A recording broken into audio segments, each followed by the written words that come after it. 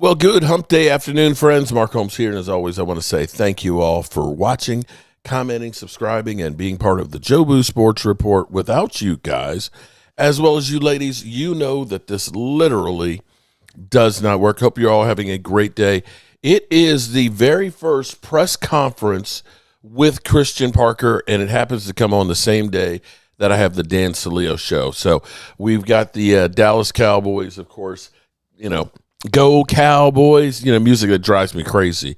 And I'm sitting here listening to the Dan Selio show, and they're, of course, talking about the Cowboys, of course.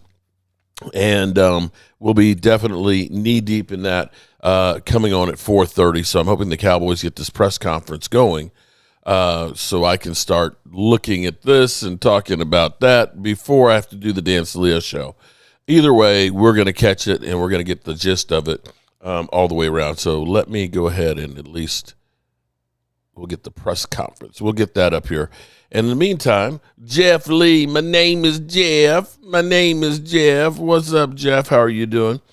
King Real. What's up, King Real? How are you doing? I am happy to be here with you guys. I just got back from working over at the house. We got Michael Anthony Fitness Reaction.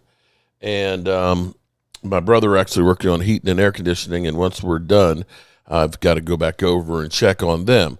So, any thoughts by anybody? How are you feeling about this press conference? It's already a couple minutes late. I'm going to listen in on the Dan Selio show here, too, so I can get the gist of what they're talking about today. With two first-round corners on the team. Well, one's a slot. I'm talking about getting it. No, I there's a spot for him, but I don't know about. Asset allocation is more what I'm looking at here. Well, here you move off Phillips, you sign Chubb, you put him out there. There's your 23. Yeah, maybe. Don't you get better in the masses? You sound like you don't want to pay Jalen Phillips. I want him on the football team bad, and I'd love to, Kai. You know I do. They don't have the money. You don't want you don't like the number. I know Drew Rosenhaus. It's not Phillips. I believe Jalen Phillips wants to play in Philadelphia and for Vic Fangio, but you know what he's going to do? He's going to tell him, we're paid. Getting the best deal for you and your family. You get hurt sometimes. You've missed some games in your career. I'm getting you the best deal possible. Especially a guy with two big injuries. That's correct.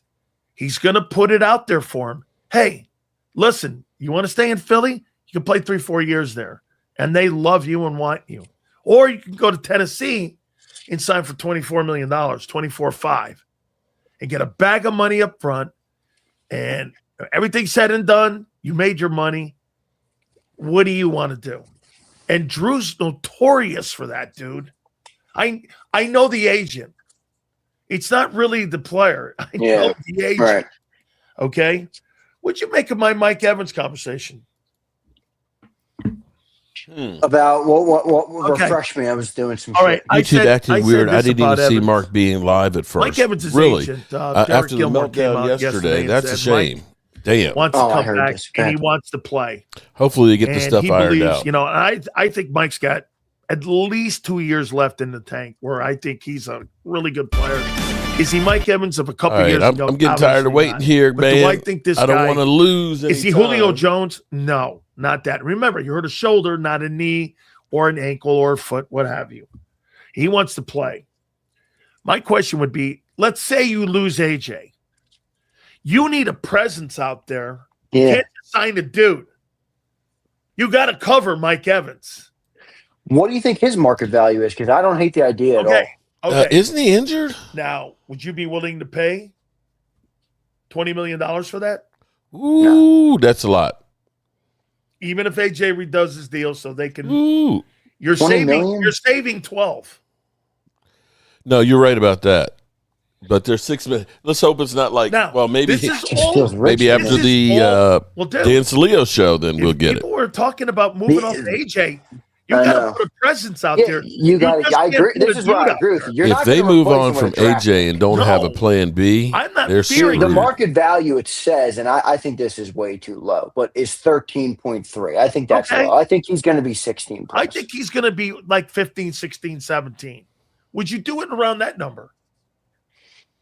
Remember, the cap's going up a lot, dude. Yeah, I'd probably No, consider. this is if you Sure. move off him. Do you think he's a fit here? And then what kind of injury concerns do you have with him? Because if I Zero. recall, He's he's got injured. some. No, he He doesn't. missed. Well, I know. Yeah, he had the Linda, collar. He doesn't welcome, miss many lovely games. Linda. Look He at the record. missed 1 week in 2021 with COVID. He missed 2 weeks in 2019 with a hamstring, and last year he missed, I think, 7 weeks with the collarbone. Because he hurt his collar. Broke the collarbone. He's a very healthy guy. Yeah, He doesn't look miss at dumbass Senor. Do you try and always be this dumb? Mike Evans gets Damn. hurt. This guy's like got a crazy career of not getting hurt. 12 years in the league, he's got a list of 3 injuries, and 2 of them are 1 week long. And one was a shoulder, not a knee. I mean, come on, Senor. The haters He out has a there, history. man. I mean, Damn. he has a history. Senor. He has a history of production. That's what he has a hit. By the We way, better pay Pickens. Mike I'm Evans with you called on that it a one. Career today, he's a first ballot Hall of Famer. Don't you want? If you're replacing AJ, I'm replacing him with a presence. Who's By the I way, agree with you on that perspective for sure. AJ Brown with Devontae Smith, bro.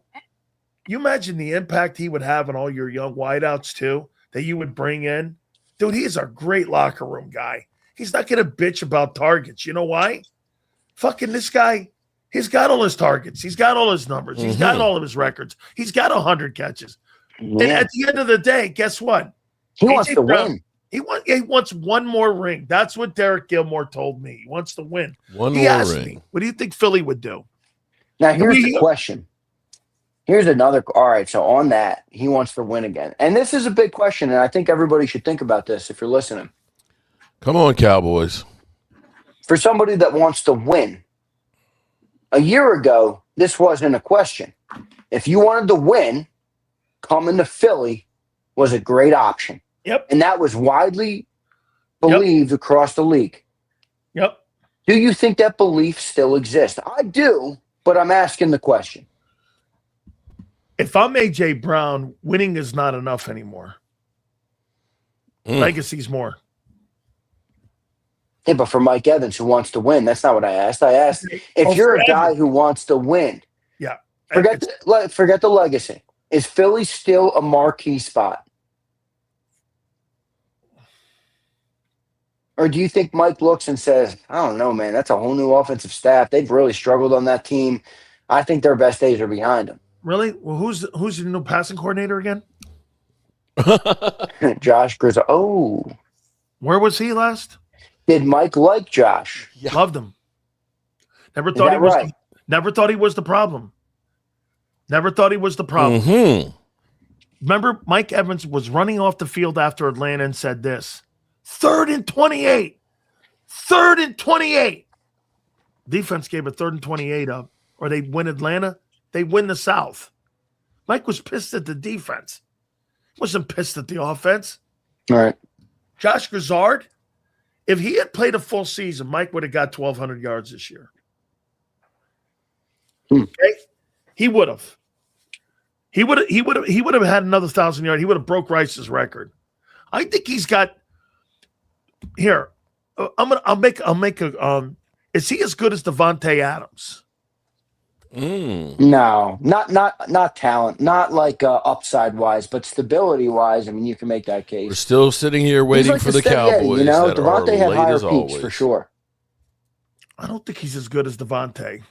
No, dude, Devontae Adams is wicked good. Devontae Adams in his prime is one of my favorite receivers. I think you're dismissing how good Mike Evans is. No, I'm not. I know how good he is, but Devontae Adams is pretty fucking good, dude. He is. I mean, I think he's a more skilled guy. Yeah, that's what I'm saying. I think he's a more skilled guy. Doesn't mean he's been more successful, which he's probably has. But okay, rank these decisions that Howie has. Knowing the Cowboys, they'll start off Jalen at Phillips. the same time that I have to do the Dan Selio show. Kobe Dean. Good afternoon, Woke Yusuf. How are you doing? Reed Blankenship. Dallas Goedert. I'm hyped to see Christen Parker as well. Jalen Hurts. Unfortunately, I'm going to be missing it because of my obligations with Dan Selio show. I added that. I saw it. I can if see you it like on your what we face. do You're here, like, make sure you hit the like button. I had to add that. I had to put that in there. I got a couple extra dry leaves to throw on the fire. There you go. Boy, come on, dry Cowboys. twigs. Rank them in terms of what? Importance. This offseason. AJ's got to be 1. AJ. Jalen Phillips got to be 2. Too hard to replace. Very hard to replace, I think, Jalen Phillips. It's probably the biggest thing. 3 is the quarterback. Because if you don't do the quarterback deal this summer, it's not that anything. No, there's no alarm sounded, but I think it does put a small. All right, the Eagles are in wait and see mode on Jalen, and I think that's a little bit of a sign. Well, 4, I think that's an alarm. 4, I would say. Reed, simply because you don't have the replacement right now. Come on, Cowboys. I think he's the most replaceable guy in your football team. Yeah, maybe, but you know what I mean? You know what would be great? Like, Nakobe's tough to replace, but you do have what would be great. That's where I'm like. Is that the Dallas Cowboys are late to this press conference because they've got George Pickens' contract agreement ready to go. Oh shit! I did this, and they want to announce it today. That would be the great. That would make me happy. That would be. But that would make Hurts the literally last breaking the internet today. I think that's what I'm hoping for. Yeah, maybe. Don't expect it to happen, but but I think there's hope for the best, expect the worst. You'll never be disappointed. Wait, this is the Brady factor. Brady was always the last thing in New England. He was never the top thing. And this is how they won games. Remember, Xander, Tom Brady never was the highest paid player in the history of the NFL in New England. He only got his money in Tampa when he signed that $44 million deal. I don't expect that to happen. He got his money in Tampa. Don't he was never the highest paid guy. But I wonder why they're late. And it afforded New England because they're the Cowboys. They want everybody to be all that lateral for them. move, be able to move guys around and build the football team. Hurts' strength that he has right now, and you know what his value is? His deal. His contract is his value because he's not demanding a new contract. He's not demanding restructuring. They're not even off. Get this. What's crazy is the Eagles aren't even offering it. And you know what I think that has a lot to do with? Bro, when you have a no trade clause in your contract, this is what makes Bryce Harper, as Angelo said, a pussy. You know what makes I don't even want to think. You know what makes him so awful is that, bro, when Dave Dombrowski was talking about, he never went down the lane of trading him because Bryce has a no trade in his deal. Not trading him. I mean, by the way, the Philadelphia media not covering the Nick Castellanos deal. Now they're piling on. Castellanos is a dick. Okay, great. He should have reported it at the beginning that he was a dick, not after the fact. Yeah, give me a break, man. All right, it's literally ridiculous. Doesn't it show you how the media now is controlled by these teams? Oh, 100%. 100%. I've known this for quite a bit now. Jalen Carter, Jordan Davis. Do you think they give any one of those guys money? And I'm going to tell you before you answer. I don't believe they're going to redo any of their contracts this offseason. Davis or Carter? Yep. Nah, you're wrong. Okay. You're wrong. One of them has to come. All right. And I got still waiting for the Cowboys. And Jordan Davis at this point, signed, my hope is that they're really late and it kicks off at 5 o'clock. And you think somebody will give him a $20 million deal for a guy who plays first and second down? I think there's a lot of dumb teams in the league, and somebody's going to give him cash. Hey, you balked at me yesterday when I said 15. Now you're making the case. I don't know what you're talking about. All I'm saying, on the freaking seesaw at the local park. Hold on here, man. I don't. Okay. Jalen Carter and Jordan Davis. So isn't this the time frame you guys did that Zach Bond deal? Yeah, but he was a 1-year deal. He was a 1-year prove it deal before the year. So that was a different situation. Okay. So am I right when I say this then? Correct me if I'm wrong. Jordan Davis is going to go into this year if they don't redo the deal. And he's going into his 5th-year deal in 27? Shut up, Dan. Here we go. And came away with a bunch of guys that I really hadn't worked with, had been known about them for a while. But I think this was really just something where we were excited to say, hey, take a deep breath. Let's get it right. I think we did over 40 total interviews, 9 of which were coordinators. He was the last one, by the way. He was the last Zoom that we did. And every impression we had with CP was just left us wanting more. The conviction that he has, but curious, his calm demeanor, you guys will get to know him. Just the way he carries himself is awesome. But really the process was thorough. It was long. Jerry and Steven, I think, they hung with me, which is great. We did so many layers of this thing, man. I mean, we got into concepts and techniques at every level. To hear Jerry talk about playing 4-eye was really cool for me. You know, he's going back to Arkansas now. So, I mean, I don't think they called them 4-eyes back then. But when we got into the weeds, man, and just every time we spent time with CP, it became very clear that he was the guy for the job. Christen, obviously everyone wants to know, what kind of defense do you want to bring to the Cowboys? Well, the first thing is we're going to be multiple. I think that whenever you form a defensive structure, it's about the players that you have. So core principles, I mean, will be a 3-4 by nature, but, 4-3 spacing will be appropriate, 4-2-5 in nickel, different front structures, coverages behind it. But I would say being multiple is probably the most important thing about multiple fronts, like that. Clarence Hill, DLLS Cowboys. First, Shadi, talked about the trust that Jerry and those guys showed in you to lead the process. Well, again, I think, Jerry and Steve and I, grew very close over the years. Just we had real conversations, as you know, Clarence, and spent a lot of time together. But we did this together, and it was awesome, and the process was awesome. And I'm not being funny when I say, like, to get, Jerry to be willing to sit in on 40-something interviews, was extremely – I was stoked. I was so excited that he wanted to dive deep into the weeds with us and go into the fundamentals and the techniques and all those things we talked about. And, we stayed in constant communication. And that's how you feel great about it. And like I said, like we told all the cans when they came in, for us, we felt like last year we were able to build a program on offense.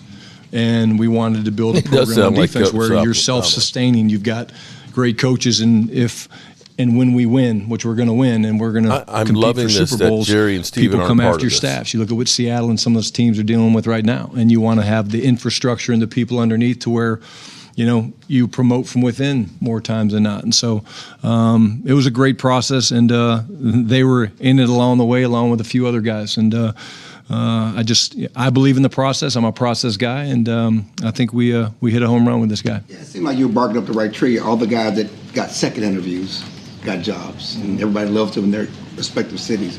But what stood out about CP that put him at the top of the list? Again, the way he carries himself. He's wise beyond his years. I mean this. He's convicted. I did tell him that I was a coordinator at 32 years old. He's 34, so he's been slacking. I'm a little disappointed that I had to beat him by 2 years.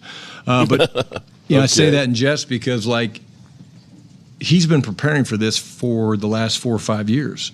When you're designing defense, you're the pass game coordinator on defense. You're basically involved in calling third downs and giving those things. And I say it because it's real. He was the last Zoom that we did, and as he started talking, it wasn't just him talking about his watches and his shoe game. He got a serious shoe game. Yeah, he got a shoe room. You guys can write about that. He's got a shoe room. He's got a shoe room. Okay. But man, every time we talk, we just would get off a call or get off the Zoom and get off the interview, just be like, damn, I want more of that. And I think his ability to develop players is very obvious. You look at what he did in Denver, involved with Surtain, and you look at what they did in Philadelphia, obviously with Cooper DeJean and Mitchell and guys like that. He's done it, and ton of respect for Vic Fangio. He's cut his lead commander teeth under Vic, but he's not Vic. He's got his own convictions and beliefs, and that's what I love about the guy. Real quickly, congratulations. Thank you. What stood about the Cowboys for you, and why did you want this job? I think when we initially started the process, you could tell there was an aligned vision for what they wanted in the position, where we wanted to go forward. Obviously, a great deal of respect for not only the organization, but the players involved on the team, having been in division for the past 2 years and having different times going against them. Significant offensive firepower, stayed up a lot of late nights trying to prepare for. So it always helps when you have a franchise quarterback and offensive skill players on that side of the ball. That Dak was part of the reason. But I think the biggest thing was just the alignment. You could feel from everybody in the building during those interactions that there was a shared vision involved, and people wanted to move forward in the right direction. Christian, Todd Archer with ESPN. How ready are you for this? I'm ready. I'm ready. I'm ready. Where does the confidence come from that you know you're ready to handle it? I think confidence comes from preparation, and I think that I've been able to learn from the right people. So I think that when you've been involved with different people along my journey that I've learned under as head coaches and defensive coordinators, number one, and then the diversity of scheme that I've been involved with, and then you kind of become accustomed to what you're comfortable with in your own ideas. You like certain things, you don't like certain things, what will work, what won't work. I think as you kind of get involved with different people, you kind of form your own identity. So when you have that opportunity, you know what you want to do. And I've kind of gone through that process internally for a great deal of my career. So I've prepared as much as I possibly can at this moment. And obviously it wasn't a good year for the Cowboys defensively last year and what they did, but your thoughts on what is in-house here and how you can improve the guys that are already here as opposed to waiting for what happens in the draft? Yeah, I mean, the game is definitely won and lost up front. And we have significant players in the front seven.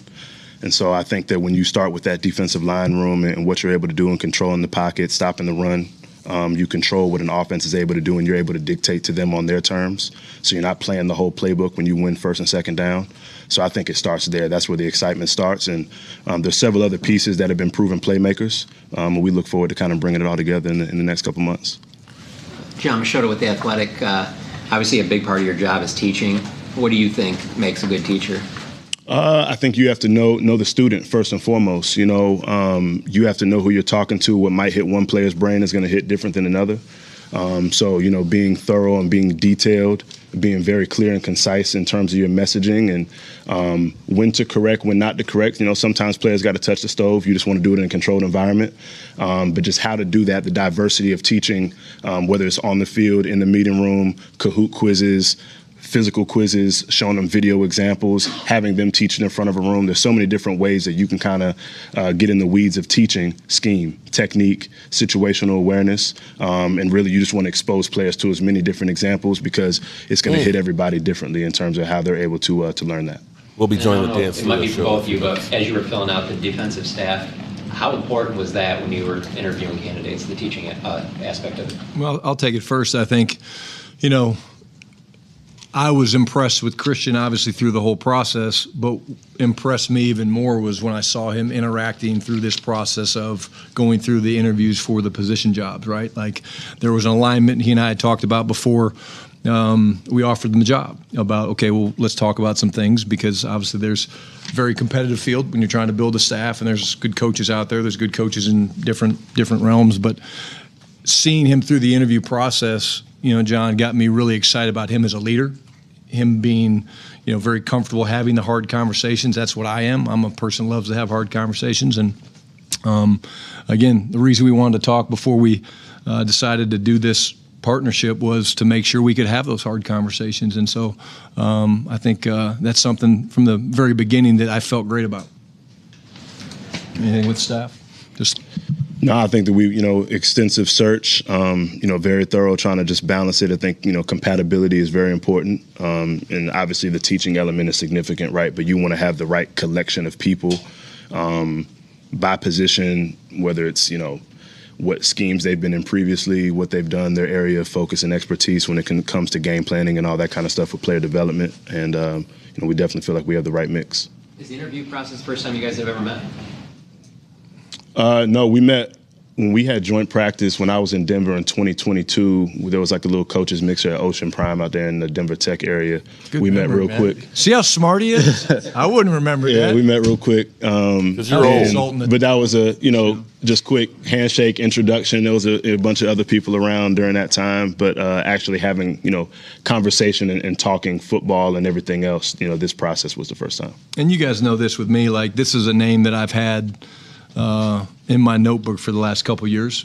People just kept talking about this guy from Denver and Green Bay originally, but Denver and then in Philadelphia, and so he was a name that I'd been, hearing a lot about for a long time. No different than Clayton Adams, in terms of, hey, if you ever get a shot, these would be names that you would be intelligent and smart to talk to. Hey, Christian, Nick Harris, Forward Star Telegram, congratulations. Obviously, your experience is pretty deep. Brian mentioned Vic Fangio, but also Vance Joseph, even Mike Elko. How do you see those guys playing into you building this scheme and call sheet for the first time in your career? And then where do you see your little nuances coming into play as well? Yeah, a lot of them have a lot of similarities but differences. I think foundationally, Vic, Vance, Mike Pettin, Coach Elko, Gerald Evero all came out of a 3-4 structure. I think that once you get past that, from the fronts you build and the coverages you do and the personality on third down, red zone, you definitely have a mentality as a play caller, but I think that it's still going to be designed around the players that you have. So there's different nuances that I've taken from each one of them. And even people outside of that, as I've had extensive studies and you build relationships outside of the circle you've been in that you want to incorporate with what you want to do. And then are you more of a guy that falls under the line of thinking of building a scheme around the players or acquiring players to fit the scheme? I think you build it around the players. Of course, you want to have your core principles and foundational beliefs, but as you kind of move forward in the process, what do your guys do well? How can you put good players in highlighted positions? How can you create one-on-ones for certain guys? How you can protect certain guys? If we can win on blitzes on a running back, then we're going to blitz a lot. If we got good man-to-man corners, we're going to play man. If we have guys that are better with zone vision, we're going to play more zone. So, you want to build a package that has diversity and scheme, and then you want to, tailor it to the players that you have. And, of course, there are schematic fits.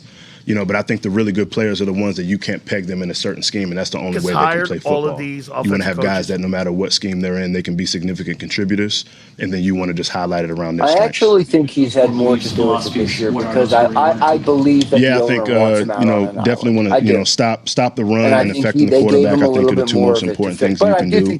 You affect the quarterback by stopping the run. Sometimes affecting the quarterback comes through pressure. Sometimes it comes through disguise. Sometimes it comes through just the talent that you're able to have and the ability to play, the play style. But I think those two things are where it starts. Because if you can stop the run, you can get teams in predictable downs on second, get back on track, and then third and long. If they have a successful season, versatility. Yeah, I do. If we're playing a whole bunch of 3rd and 2s and 3rd and 3s, usually those aren't the defense. Here's my problem. Come on, you're but wasting if you can win time. first down and you're strong on the fundamentals, we're getting off blocks, we're tackling, we're attacking the football. Well, who hired Vic? We're situationally aware. I mean, Vic is a tough one to gauge because the organization's always wanted Vic. Hey, Christian. Just so then you don't think Vic was hired by strong track record with corners. Well, I think it's. Why would Vic say no to Vic? Some of the guys Give me that out here answer. in Dallas, like a Savon Rebel or Duron Bland. What do you see their next steps being? Because the almighty Nick Sirianni. They have different strengths. Of Nick Sirianni. Definitely evaluated Rebel last year in the draft process. Had one of his teammates at Denver, Jaquan McMillan from ECU, so kind of had a little bit of intel there. But his ability to erase receivers in press coverage, he's very aggressive in run support, and he has the long speed and athletic traits that you want at the position. Obviously, coming off the injury, getting him healthy is a significant part of that, and him having the confidence to do so. And then Bland, he's instinctive and he takes the ball away at a high rate. You saw that from Sac State to Fresno to now here. So very excited to work with those guys. And everybody in the chat. Quarterback is a hamster in the wheel. The coach is a hamster in the wheel. This is the only team in the history of football that's ever had a caboose as a coach and a quarterback. I think it starts with the coaches that we hire. Have a lot of confidence in Derek Ansley, Ryan Smith, and Rob Muschamp in the secondary to drive the bus when it comes to that and the development. Obviously, my eyes are naturally going to start there when it comes to it, and I'm going to have to fight the magnetic force during individual periods that's going to draw me to the DVs and go somewhere else. But have a lot of confidence in those guys to teach and develop those players, and we're excited about that. Too. I'll go. Look at Philly in the chat. Coach is a dope. Watch this. Hang on here. Watch this. AJ, second one's Bravada. What did you?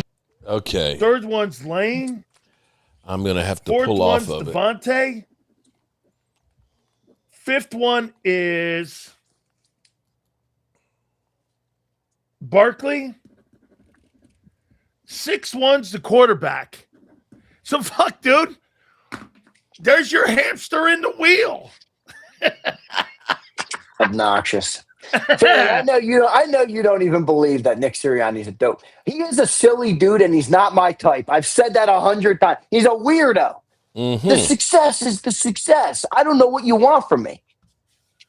All right. Do we have any? I mean, you think? Wait. You guys really think 5'6" Howie Roseman in his little button-up shirt? Yeah. Is the reason that the Eagles have? I mean, come on. Come on. He's a big part of it, but come on, Sills. I think Clive Roseman is absolutely 5'6" Roseman is the reason we got Super Bowl. Hey, shit. All right, dude, I'm out of here. All right, you're making the boys wait.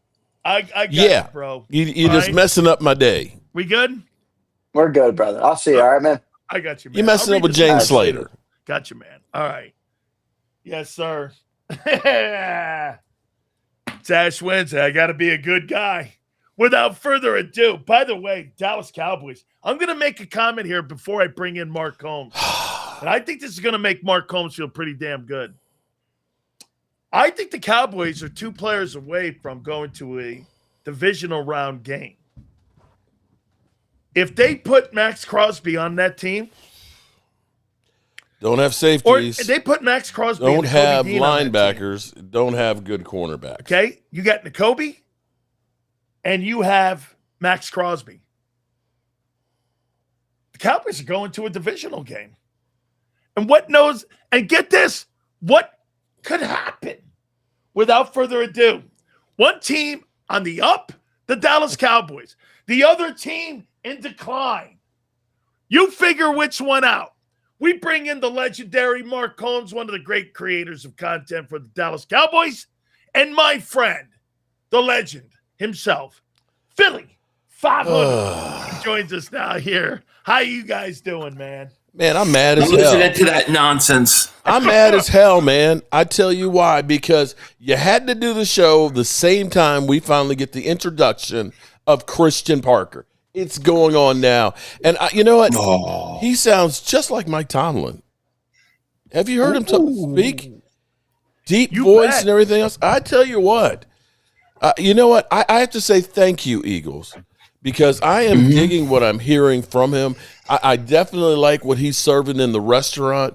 When he says that, what kind of defense you going to run, he said, I come from a Nick Fangio system that starts with the 3-4, but we also do a 4-3. We will do some 4-2s, and we will cater to the talent that we have on the field, which is, because you get some guys that they have a system, and we're going to do the system no matter if I don't have the players or not. He's recognizing I've got a few pieces here, and everything's going to start out from that defensive front. So I'm enjoying what I'm hearing from him. Absolutely, and I'm watching him right now. Yeah. This guy looks like Mike Tomlin. He sounds like Mike Tomlin. I was like, wait a minute. Did we get Mike Tomlin? What's wrong, He Philly? was just another nobody with the Eagles. And all now he's a nobody. No, Philly. No, Philly. Before the Cowboys hired him, you were doing the Philly shake. Whenever you're really upset, you just kind of shake your head and don't say anything. I'm not trashing him. I think he's a great young coach. I like the guy. But come on, you were like, oh, well, who are we getting? Now he's Mike Tomlin, the great. I'm just saying, I finally got introduced to him. Let's see what he does. Yeah, we'll see what he does. I think he's How good. about if he brings guess what? Xander said this. He believes that N'Kobe Dean's going to Dallas. It's a fear that I have. Yeah, I could totally see that. And I think Cowboy fans are sleeping on Nakobe Dean a lot. I keep hearing it. No, I've turned around because when you went off when you drafted Nakobe Dean. I will never forget you and what's his name going off. Oh my God, we got Nakobe Dean. But Nakobe, if he stays healthy, is a great player. I have to admit that. He is a great player. Yeah. Wow, I agree. Here's what I thought he was dog shit his first 2 years. Mm-hmm. Vic came in with Bobby King after that when those guys were hired and brought him in. I got to tell you, man, I'm wrong on his ability. But what I'm not wrong on, Philly, this guy's missed 24, 51 ball games. That's the problem. Can he stay healthy? That's been the issue. I mean, that's definitely the issue. But when he plays and he's healthy, he's a tone setter. I hate to see him go. I would love to find a way to keep him. I would actually try to make a play for him because how many more years do you expect Zach Bourne to be here? So if there's any way I could do it, right. So if there's any way I could do it and keep Bourne one more year, I would do it. But I don't think they're going to go that route. But I would love to. I hate to see him go to Dallas. Mark, how much of an overhaul do you think the defense goes through? And do you think it really does look like the too high? And they look like the Fangio defense because, again, the Fangio defense, you got to have pressure. You've got to. You got to have corners. Mm-hmm. And most notably, as Philly knows, bro, you got to have linebackers. If you don't have linebackers in the middle of the field covering that zone. And here lies our problem. You are not going to play that defense. Well, here lies our problem because I know you say, hey, if the Cowboys just go out and get Max Crosby, the problem is we don't have a second, a third-round pick. We've got those 2 number ones. If we end up spending it, and from what you're hearing, at least they want. You can always want anything, but what it'll actually end up being. But they're looking for a Micah Parsons type trade, and I can't see spending 2 number ones. We definitely need more help at linebacker. Even if we do get Nakobe Dean, you still are a little bit short. We've got to get edge rusher, and we've got to get safety, and we need another cornerback. Now, I think what the Cowboys are looking, and one of the battle cries for them have been they want guys that are teachers. They believe they have some really young, raw talent and guys like Overshown, like Savon Ravel, getting Deron Bland hopefully back up to where he was, that they can get addition of players just by getting guys that are actually playing better than what they did. And Araku, too. Philly, has Nick Sirianni made coming to Philadelphia as a coach undesirable? I don't know. I have no idea. And here's why I'm asking. Not a loaded question to you, but here's why I'm asking you. You land on Parks Frazier, 33. You land on a coordinator who's 34. You land on a lot of these young guys who really, if you think about it, nobody would have hired for the positions that they filled. These aren't people that were your number one options. Were they on filling the offensive staff? Or maybe you think they were. I don't know. I mean, I think they did their due diligence with like Mike McDaniel. I just think it worked out where I think he wanted to be out west. Look, he turned down the opportunity to be a head coach in Buffalo, so he just wanted to be where he wanted to be. I actually think that what they did when their top choice wasn't there actually was better than what I was afraid they were going to do.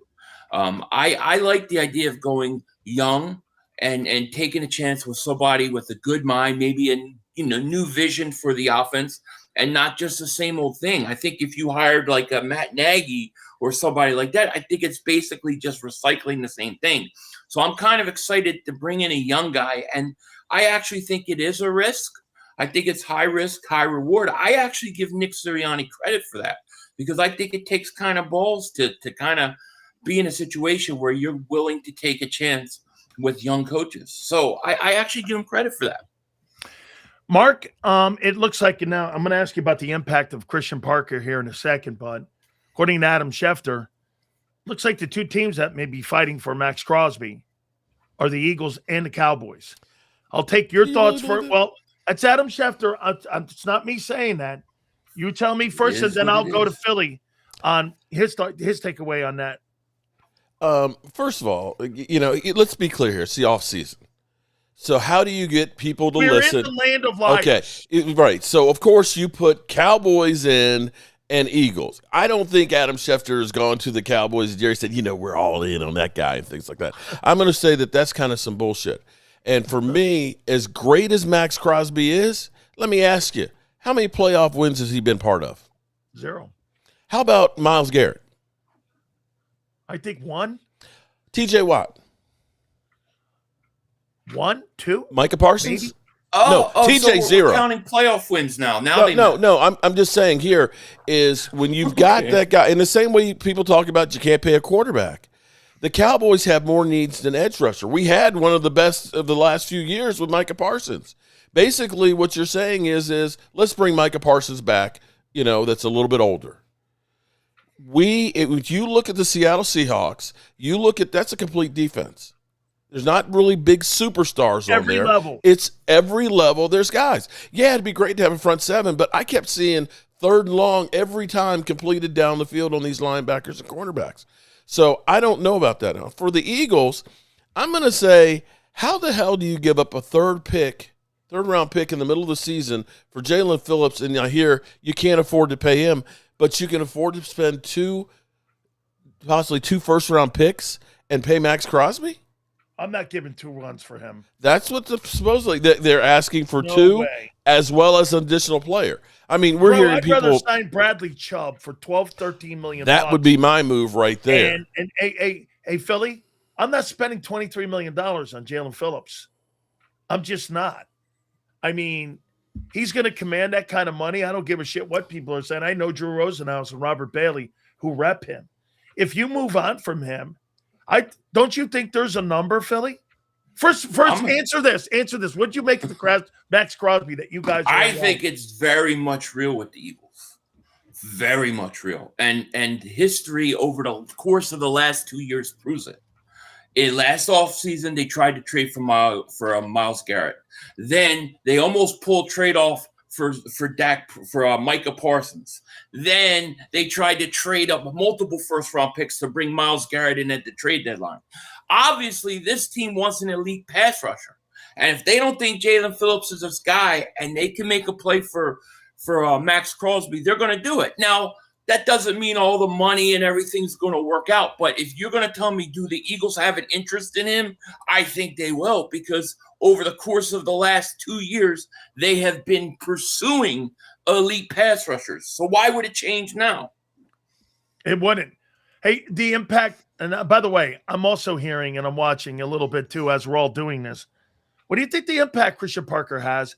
And I'll ask Philly, what do you think the loss will be on the defensive side with him not being there? Or do you think because Vic's in tow that the defense will still be status quo? Because, again, they got great players back there in Cooper DeJean and also Quinyon Mitchell. The other CB2 is yet to be addressed. But first for you, Mark, what do you think the impact Parker makes? Every move when you first make it is great. Nobody makes a move and says, oh, this is just the dumbest thing in the world. What I will say is I'm happy that Christian Parker, when he was hired, young guy, okay, doesn't have the experience of being the play caller and stuff, but a guy, as Brian Schottenheimer said, that's been working on this, getting here for the last 5 years, and definitely has sights on becoming a head coach. That he didn't just hire guys that he knows, his buddies. He's gone around and they've tried to get almost a world NFL view and even college view of different coaches and philosophies. So that way, hopefully, it becomes a melting pot of different ideas of things that have worked, as well as relationships with players that may be elsewhere that you might look at and say, hey, we're getting the band together. Maybe let's look at the Cowboys. And so from that standpoint, I'm enjoying what I'm hearing. The first half of that press conference, hearing him speak, the way he's got no fear. He looks like a guy who's ready for, the spotlight of the Dallas Cowboys. You know what, Philly? And I think I'm not as pessimistic with you losing him, and I'll tell you why, and you tell me if you agree. Back in the day when Tony Dungy had that coaching staff in Tampa, you had Mike Tomlin on it. Mm-hmm. You had Raheem Morris. You had coaches all over that. Rod Marinelli. You had so many great coaches that were on that coaching staff. Monty Kiffin was on that staff. Mm-hmm. I think it's because you have Vic Fangio that, you're going to have a seamless transition, I think, going from Christian Parker. Not saying he's not a great coach, because I think he is a really great candidate, People are all around the league were talking about him. But don't you have comfort in knowing that Vic Fangio is the guy who's going to replace him? He's going to elevate, and they did from within. You got to feel a little bit more comfortable because Vic's there. Yeah, didn't they bring in the defensive back coach from the did. Buffalo Bills? And he's supposed to be. I heard good things about him so far. So I agree. I think because Vic is there, I think it won't be as big of an impact. And I think also having 2 years of Christian Parker to kind of build up and bring up Q and Cooper DeJean makes a big difference as well. So I think they'll be okay. They need to address that corner position. But no, I think they'll be okay. Let me ask you one move about the Cowboys and what they did, though, by getting Christian Parker. Christian Parker, how long was he there at Philly? And he was 2 there years. He was there 2 years in Philadelphia, right? With so, Vic, yeah. right? Yeah. Who has the advantage in that?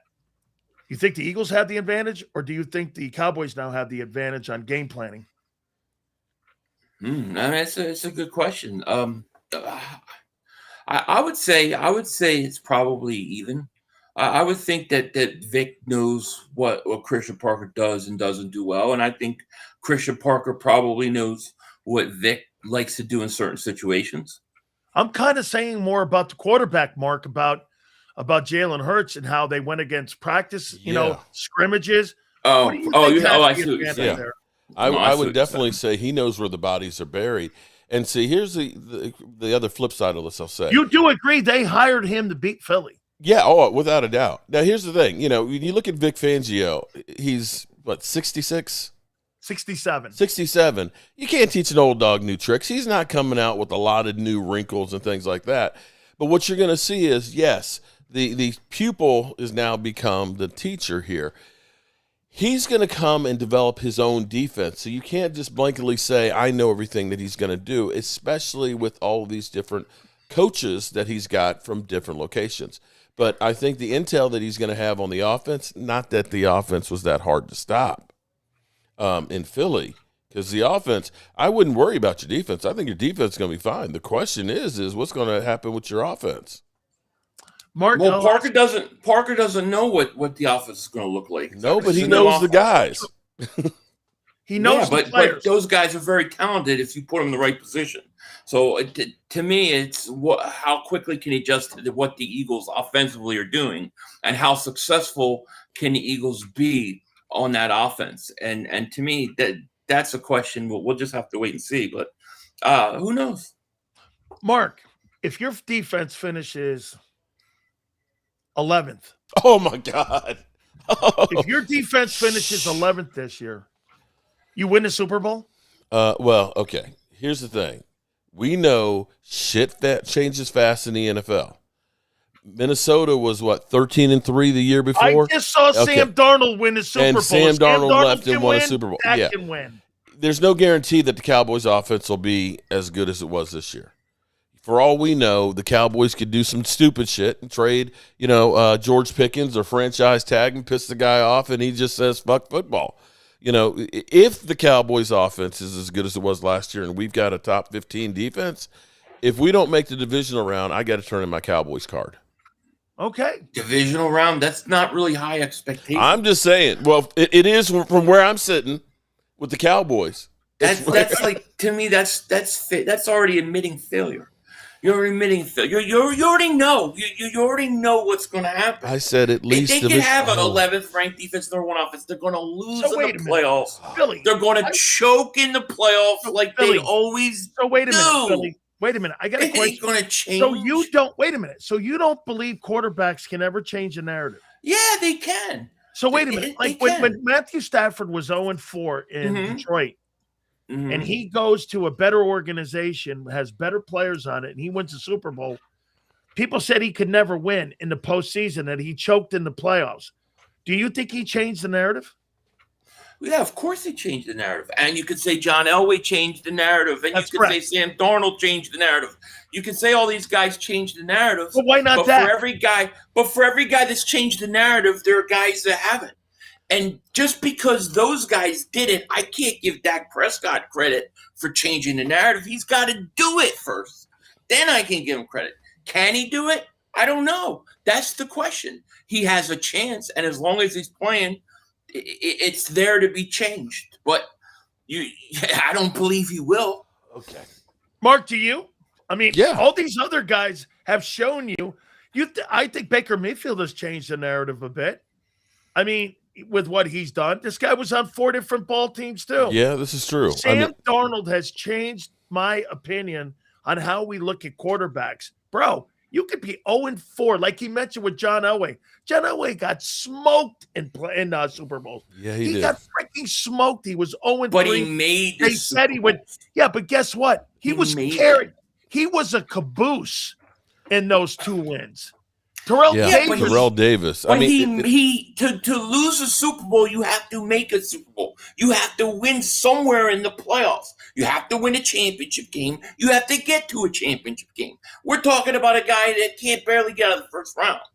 Prove it. He's got to go prove it. Okay. We know we're not going to get an equal play here. This is Dak sucks. There's nothing that will ever change Philly 500's with mind. You. I agree with you, Mark. Why am I supposed to give Dak credit for what other people have done? Because what I'm saying is that I saw quarterbacks like Matthew Stafford. I brought this up to Mark. If that defense improves, and to Mark's point, what he just said, if that can't win in the playoffs and you got a top 12 defense, this is fucking it. Yeah. This is it's time to give it up. Then he should have been done a long time ago. He's already had a good defense in the playoffs and still lost. Okay. That doesn't matter. Move on. Prove it. Let him prove it. He's got to prove it. If Vic Fangio leaves next year, wait, how many years do you think Fangio has in Philly? One. I think this is it.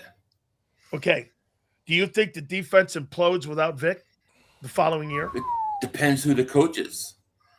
It depends who your coordinator is. I think that the defense has a ton of talent, and I don't think that's going to change anytime soon. So I think if you bring in a competent coach, competent defensive coordinator, I think they'll be fine. The defense has got a lot of talent, and they're establishing themselves, and they're pretty young. So I don't think it will implode. No. Are they going to tag Pickens, in your opinion? Now, tag window opened, I believe, yesterday at 4. Yesterday? Okay. And we're not going to see a Dallas until the 3rd. So here's the thing. They're not in a rush. Wait a minute. We're not going to see a Dallas Cowboy thing be stretched out until like the 23rd hour of this thing. No, but here's what's happening with the situation, okay? Now, again, the window opened up yesterday. It's open until the 3rd of March. Okay, you've got the combine that starts next week. You've actually got David Mulugheta, who's already saying he wants to get this thing going and done and over with. So the Cowboys, if the Cowboys had rushed to go ahead and do the franchise tag, that basically says we're not interested in negotiating. You're just going to say we're just going to put the franchise tag and this is it. We're done for the year. This, to me, is a good sign that they haven't rushed to do this. And the longer it goes before they do, I think the better chances of them getting a deal. They can always at the last minute flip it on there, but I think they're trying to actually negotiate in good faith and say, hey, David Mulugheta, it's water under the dam. Let's go ahead and get this thing together and do George Pickens and not make the same mistake. Hold on. I have a question about Pickens. Go ahead. All right. So what? And I'm asking because I don't know the whole story, but I see all this leak stuff coming out now about how Pickens was fined all these times, and they're bringing up all these situations with how he wasn't maybe the best teammate or whatever in Dallas last year. Is that negotiating or they? Supposedly, okay. So here's what happened. Supposedly, I hadn't heard it this. was Todd. No, hold on. In this day and age of AI and all that stuff, you got to be careful with what you actually see and you believe. The story supposedly came from Todd Archer. Todd Archer said, no, that's not me. So that came out. That went through the blogosphere and everything else on there. Now, I can go around and I can look and I can say, how about Stephon Diggs? Is Stephon Diggs better than George Pickens? No. Rashid Rice out there racing and wrecking a car. Is he worse than George Pickens? DK Metcalf was the guy who got suspended. DK hitting the guy. How about A.J. Brown reading the book on the sidelines? And Here's the thing about wide receivers. The good ones, they're a little crazy. Look at Michael Irvin. Look at Chad Ochocinco. Look at T.O. He's done nothing worse than any of those guys. And I'm not disagreeing. A guy who's got 1,400 yards as the number 2 wide receiver, I'll take that on my team over a Noah Brown that gets about 600 and is half the time flipping the ball up to the other team. Hey, Mark, I'm going to tell you that agent, Jerry Jones, fucking hates that guy. Mm-hmm. Michael Irvin has said it. He hates that Yeah, he guy. does, I'll but tell you know what? He's a tool you got to use. You better be on his best behavior. I'm telling you, Jerry is not. Jerry proved one thing to you last year. He'll cut his you-know-what off. Yeah. Because of what he did with Parsons last year. When you got that kind of money, you can do that. You got it, because you know why? I run Venezuela. That's right. Hey, Philly, what are you doing in the draft? What are the Eagles doing in the draft here? It's too early to tell, but I'll say I have a feeling you're going to see defense more in free agency, and I think you're going to see offense early in the draft. I think you got to retool that offensive line. I would not be surprised if the Eagles go 2 out of the first 3 picks offensive linemen. So, you have Landon Dickerson contemplating retirement. Now we find out that Cam Jurgens, we knew his back was messed up. He's doing stem cells to try to get his back right. So you've got to reload on that offensive line, and I think you need to go there early and often. To be honest with you. Hey, Mark, Cam Jurgens was down in Medellin with the Escobars, and he was working on his lower back down there, trying to, trying to get that back and rubbing that cocaine on his back. Go. I bet it felt good. Say hello to my little friend. There. Absolutely here. All right, here. Hey, Philly, I got a couple more here for you. Jeff Stoutland's departure. How does that impact the future offensive lines in Philadelphia? I think that to me, bringing a guy back like Mekhi Becton now is like, it's not a sure thing, because I think when you have a guy like Stoutland, you can develop these guys. You kind of know what he likes. I think right now, we don't have that kind of guy to do that. So, it changes drastically what kind of chances you can take on certain offensive linemen, for sure. Are you happy with Brian Schottenheimer, Mark? I love him. I think he's a great coach, and I think he played the game the right way. He didn't hire Eberflus, and you can't go through and just cut the guy that Jerry and Stephen Jones did. He basically let him, I'm going to see Eberflus, and we're going to let him take care of this, and and so forth. Eberflus hung himself, and so that opened up the door for now. Okay, what are we going to do now?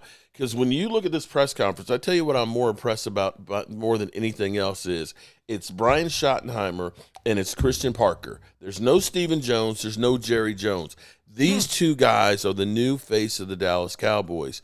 And it was Brian Schottenheimer and Christen Parker doing these interviews with all of these guys. Jerry sat in, of course, and things like that, but you can't think that Jerry Jones knew who Christen Parker was. This is Brian Schottenheimer. So sink or swim, at least he's getting the latitude, hopefully, to run this team on the field. 2 more here, guys. Philly, who's under more pressure in 26, Nick or the quarterback? I think Nick.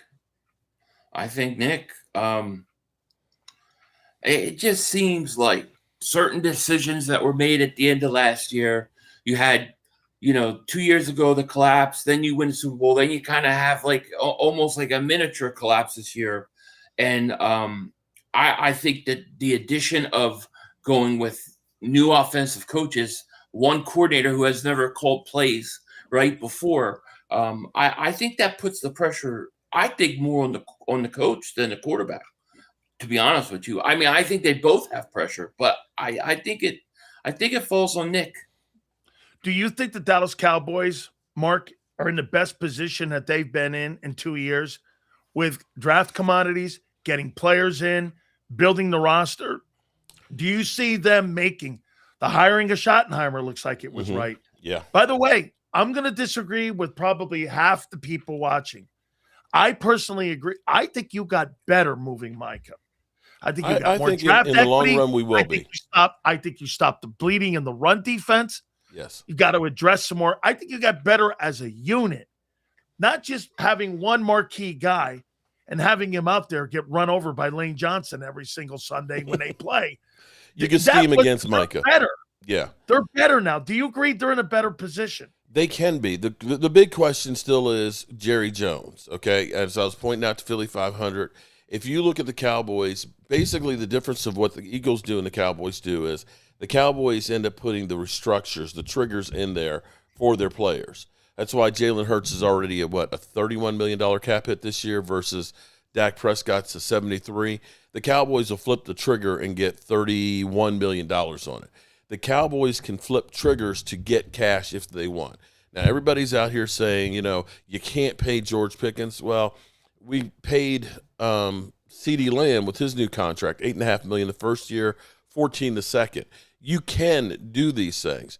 If it were an ideal season, you get George Pickens done early, you end up kicking that money down the road, and you have that money in free agency because you can go out and get a Bradley Chubb or, maybe even you end up getting a Jalen Phillips on there that will definitely make you better and still have your 2 number 1 picks and have cash to be able to bring in some more people.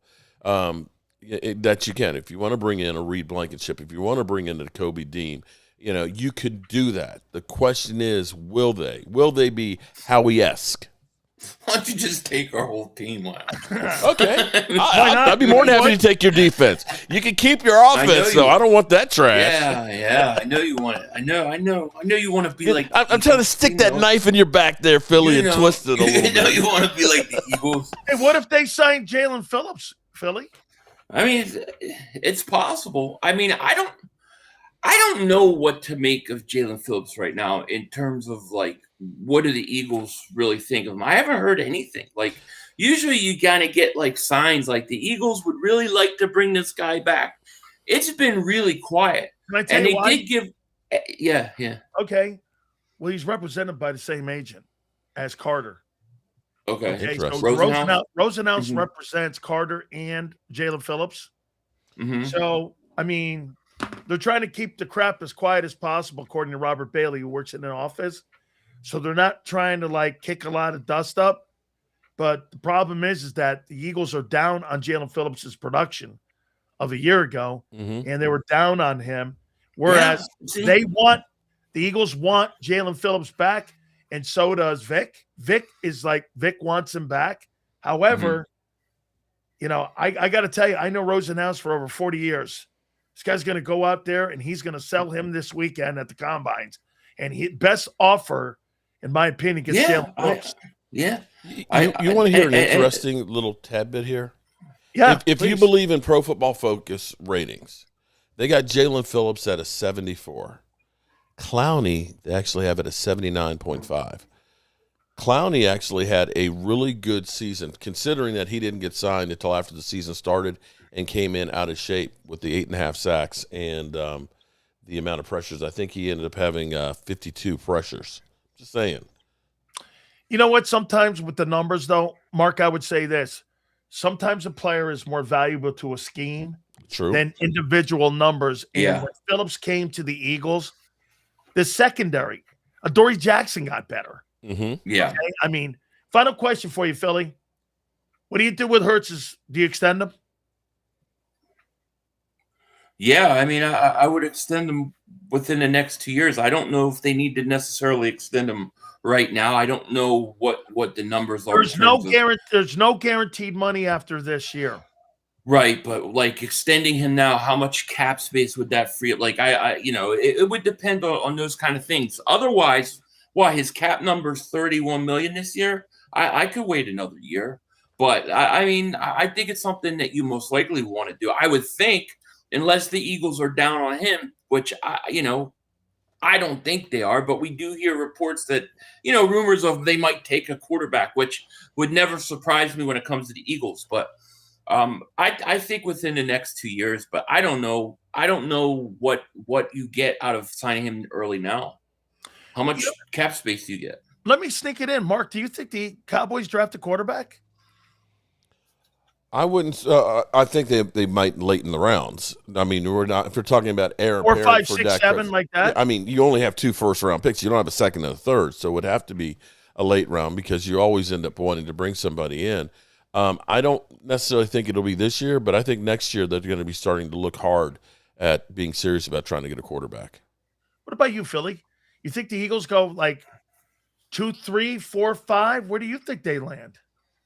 I think they'll take a quarterback, but I don't think they're going to take a quarterback in premium rounds earlier than 5.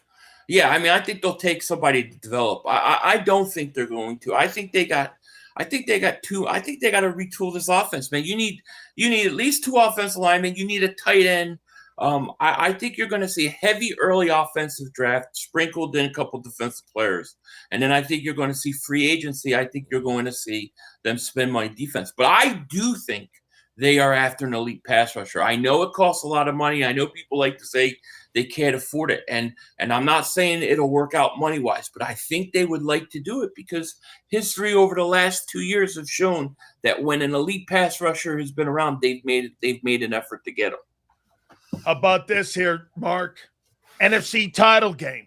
Cowboys versus the Eagles in the NFC Championship game. I would love that. Just book my ticket right now. Yeah, I'll be there. I don't care where it is. You know I'll be at that game. Ain't no way Dallas getting a new title game, though. I mean, that's just December comes. You know what happens in December. So wait, I showed you guys. Would you put 11+ wins still on this Eagle team going into this year? Yeah. I would. I got 7 to 9 wins. I actually think things are going in the right direction. Oh, to be quite honest with you, I listen. Everything's fine. And I talk about this. Burns down. Hey, what is every Cowboy fan? What are they all crying about? Please trade A.J. Brown.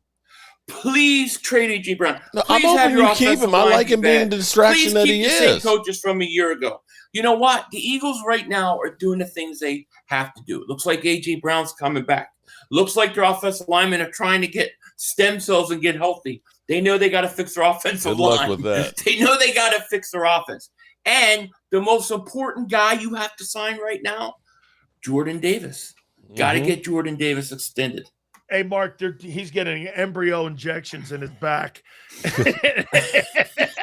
and I'm like, hey, look, Peyton Manning, didn't he play like 2 more years with them things? Remember, too, Christian McCaffrey went overseas and did something with his knee or something, right? Yeah. Manning couldn't turn his head.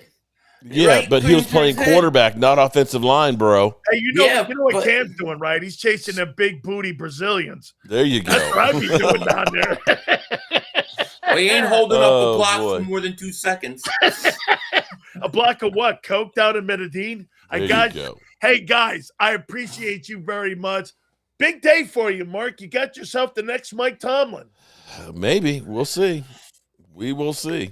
Billy, Tomlin. You got Mike Tomlin. Then they're going to get Jalen Phillips, and it's the next, Michael Parsons. Here we go. Bradley Chubb, Billy, man. Bradley Chubb. Chubb. Dory Jackson. Thank you, man. Appreciate it. Take a Dory Jackson. Fabulous, guys. I appreciate these men very much, man. Absolutely great stuff. All right, let me get back here. And absolutely killing it, man. Yeah, he's down there chasing them big booty chicks. That's what he's doing. Heard it was Colombia. Those women are smoking, too. Boy, they are. Ain't no way Jurgens is going to be any good when he comes. All right, so there we have it. We've listened to, of course, the Cowboys started late, so now I'm going to have to go back through and get the highlights on Christian Parker. I've got to say, what I heard on Christian Parker, his attitude, his knowledge, he didn't look like he was nervous, scared, or anything else. It looks like he is commanding this opportunity, and I just can't wait. I am just about as happy as I can be, and we will have more on Christian Parker. I'm Mark Holmes, and I appreciate you guys, and I will see you real soon.